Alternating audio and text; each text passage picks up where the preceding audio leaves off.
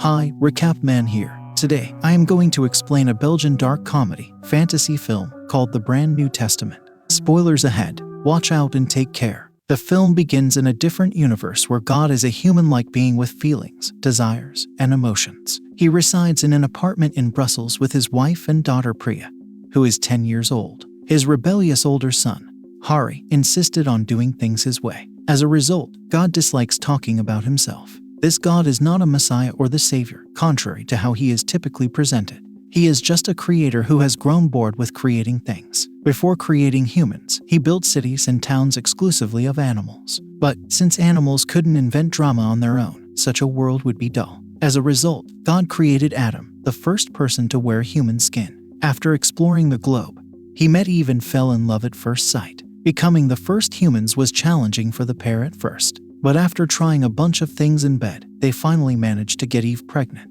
Throughout the years, their offspring multiplied, and finally humans emerged. God observes them as they evolve, but eventually, it all becomes boring. As time goes on, he develops a cruel personality and starts to enjoy seeing other people suffer. He creates stupid rules like a slice of bread will always fall to the ground with the jam side down, and the line next to you in grocery stores will always move quicker. As the minor issues become too much for him, he invents major ones such as terrorism, global warming, poverty, natural disasters, and so on. God is a horrible monster even when he's not working. He continually orders his wife about and treats her like a lesser entity. He also mistreats his daughter physically and emotionally. She has the same mental ability to manipulate objects as her elder brother Hari, but God forbids her from using it because he is jealous of her lack of such abilities. No one is permitted to enter his office, where he stores files and data about humanity, up until the day Priya discovers the door open and enters without telling her father. The computer that God uses to run the entire universe is in the center of the room. He learns about all the disasters her father has caused via the computer. She finds it disgusting that he takes pleasure in watching people suffer. Therefore, that evening at dinner, she exposes him as a sadist. An angry God lashes her for hours with his belt till his rage drops. By the end of the torture, Priya has had enough. She makes the decision to flee her house, but she needs her brother's assistance because there are no windows or doors. As she touches a little statue in her chamber, it transforms into Hari and tells her what she needs to do next. She has to first gather a group of apostles who will support her policy and ideas. Hari tried 12, but it was too chaotic, so he suggests she try getting 6 apostles instead. To choose the said apostles, she can just randomly pick up 6 human cards from her father's study. Next, Hari requests that she compile a brand new testament based on the experiences of the apostles. Priya will be able to help progress mankind in the same manner as Hari previously did. To get her out of the house, he hacked the dryer and linked it to the human world.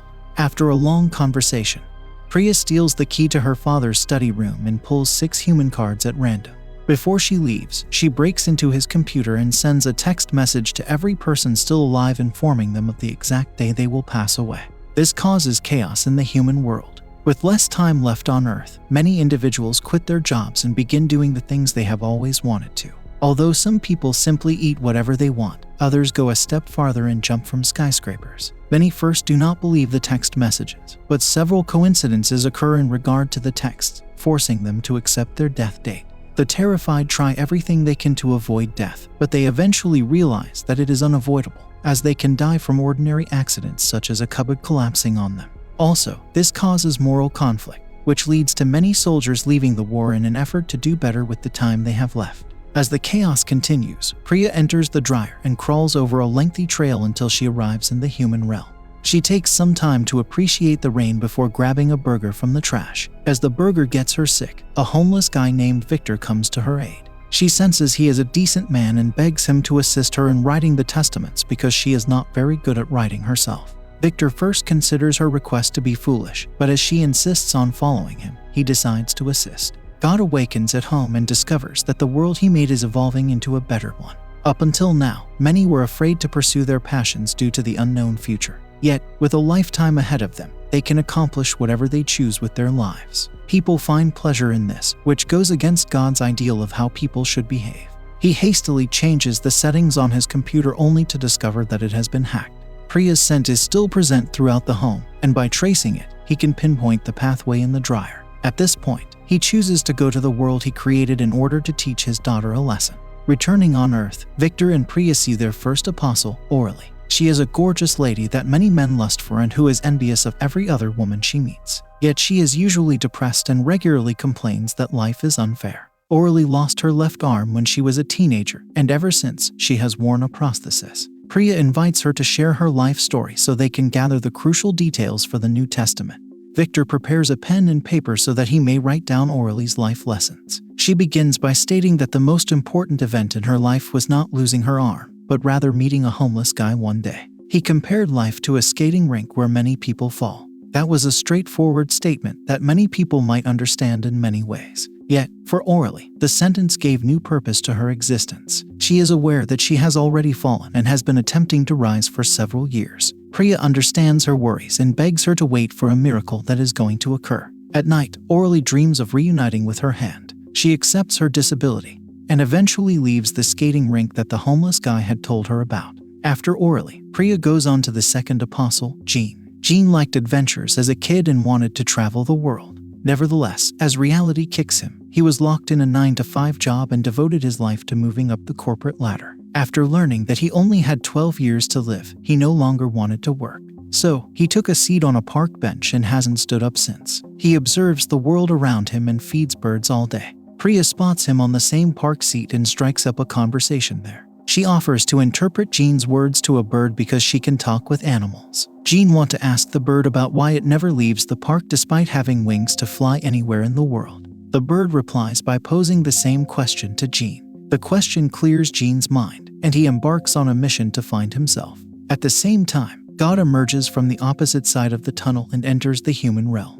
He is instantly troubled by the world he programmed when a lady pepper sprays him for being a creep. While he tries to eat a burger from the trash can, he is attacked by street gangs. Afterwards, he is brought to the hospital, where he insults the doctor and fights with him. Still unable to grasp the human way of life, he snatches a child's sandwich and is thrashed by the mother. Priya is searching for Mark, the third apostle. His one and only goal in life is to have sex with as many women as possible. He is a sex addict. At the beginning of his teenage years, he first became addicted after seeing a girl on the beach. He withdrew the entire amount from the bank and has been using it to pay for prostitutes every night since learning that he only had about 80 days left to live. That hasn't brought him complete pleasure though, as he still yearns for something more meaningful. Priya compliments him on his voice and asks him to use it in some way. She is confident that he will find happiness on the journey. The following day, Mark receives a voice acting job and runs into a woman at work. She turns out to be the same girl whom he previously spotted at the beach.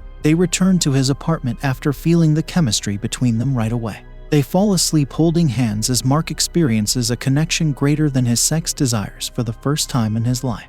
God's wife is currently taking advantage of her time alone without her husband.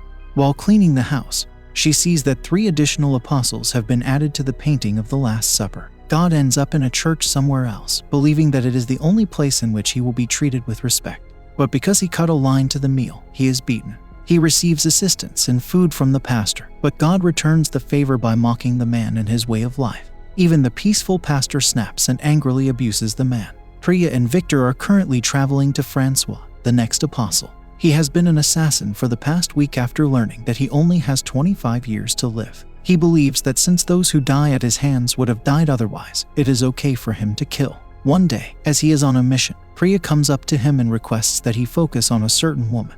The lady turns out to be Orly, so when the bullet hits her prosthetic arm, Francois considers it a miracle that she does not die. He is intrigued by her and follows her the rest of the day, falling in love with her beauty. He has a crush on Orly but keeps hiding it from himself until he buys her flowers one day. Francois takes great courage and presents them to her as a sign of his devotion.